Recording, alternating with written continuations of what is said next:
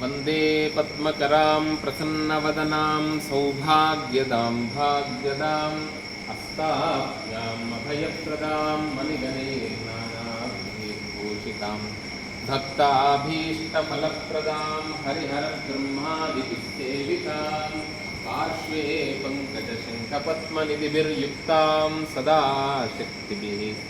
अंदरिकी वरलक्ष्मी व्रत शुभाशयाः शुभाकांक्षलु। అమ్మవారు లక్ష్మీ కటాక్షం అంటే మంచి ఆరోగ్యమే లక్ష్మీ కటాక్షం, ఆరోగ్యమే మహాభాగ్యం.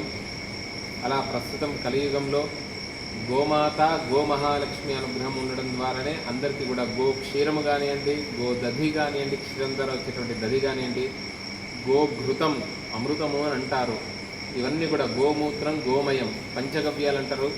వీటి ద్వారా వచ్చేటువంటి ఆహారము ఏదైతే అన్నం ఉందో కలియుగంలో అన్నగత ప్రాణులు, ఆ అన్నమే అందరికీ కూడా ఆధారమైనటువంటిది.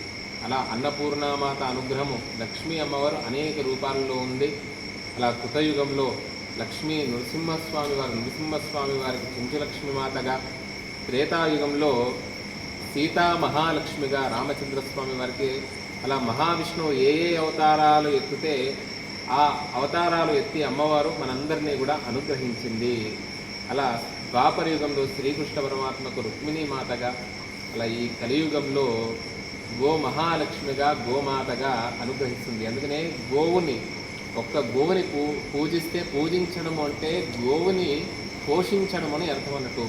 ఒక్క గోవు క్షేమంగా ఉంటే కామధేనువు కల్పవృక్షము అని అన్నాం కదా, సకల ధర్మవాంఛితాలు నెరవేరుతాయి. అలా గోమాత అనుగ్రహం ద్వారా ఒక గోవు బాగుంటే, క్షేమంగా ఉంటే అలా లోకమంతా కూడా క్షేమంగా ఉంటుంది. గో సంతతి అనేటువంటిది పెరగాలి. అలా ఈరోజు వరలక్ష్మి వ్రతం, వర అంటే సంస్కృతంలో మహావిష్ణువు నారాయణుడు అనేటువంటి అర్థం కూడా వస్తుంది. లక్ష్మీనారాయణ స్వరూపాయ వరాయ. తదుపరి వర అనేటువంటి పదానికి చాలా విశేషమైనటువంటి అర్థాన్ని చెప్పారన్నట్టు. వైదికంలో కూడా సిద్ధలక్ష్మీర్ మోక్షలక్ష్మి జయలక్ష్మి సరస్వతి శ్రీర్లక్ష్మి వరలక్ష్మిశ్చ ప్రసన్న మమ సర్వదా. లాంటి ఆ లక్ష్మీ అమ్మవారి యొక్క అనుగ్రహం ద్వారా ఈ 5 లక్ష్మిలు కూడా అన్ని కార్యాల్లో కూడా సిద్ధించాలని, ఆ విధానంగా మోక్షలక్ష్మి కష్టాల నుండి అందరూ బయటకు రావాలని, ఆ తదుపరి సిద్ధలక్ష్మీర్ మోక్షలక్ష్మి జయలక్ష్మి అందరికీ కూడా జయము లాభము కలగాలని, శ్రీర్లక్ష్మి వరలక్ష్మి ప్రసన్న మమ సర్వదా అందరి యందు కూడా భారతదేశంలోనే కాదు ప్రపంచ దేశంలో ఉండేటువంటి ధార్మిక జీవనాన్ని అనుష్ఠిస్తున్నటువంటి వారందరికీ కూడా, ధర్మ జీవనాన్ని భారతీయ జీవన విధానాన్ని అనుసరిస్తున్నటువంటి అందరికీ కూడా లోకమంతా కూడా క్షేమంగా ఉండాలని మేము కూడా ప్రార్థించాము. ఈ వరలక్ష్మి వ్రతం అనేటువంటిది పూర్వపు ఒక మహనీయమైనటువంటి వ్యక్తి ఒక కీర్తనలో కూడా అమ్మవారిని స్తుతించారు.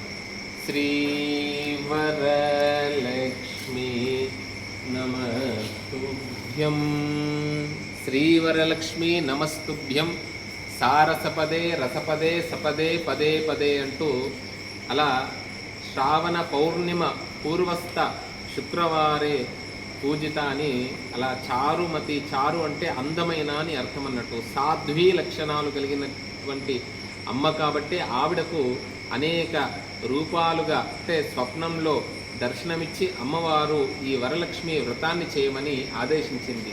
అలాంటి స్త్రీలకు స్త్రీమూర్తులందరికీ కూడా, మాతృమూర్తులందరూ కూడా అలాంటి సాధ్వీ లక్షణాలతోని మన భారతదేశంలోనే స్త్రీ అంటేనే సాధ్వీమణులు, వారి యొక్క ఆ సాధ్వీ సత్వగుణ తపోనిష్టతోని లోకానికంతటికి కూడా ఆధారమైనటువంటి వారు. గృహిణీ గృహముచ్యతే. ఆవిడ ఆ వ్రతం చేయడం ద్వారా అనేక సంపదలను పొందింది అని, ఆ తదుపరి ఈ వ్రతాన్ని ఆచరిస్తున్నారని మనకు పురాణాల్లో చెప్పబడింది.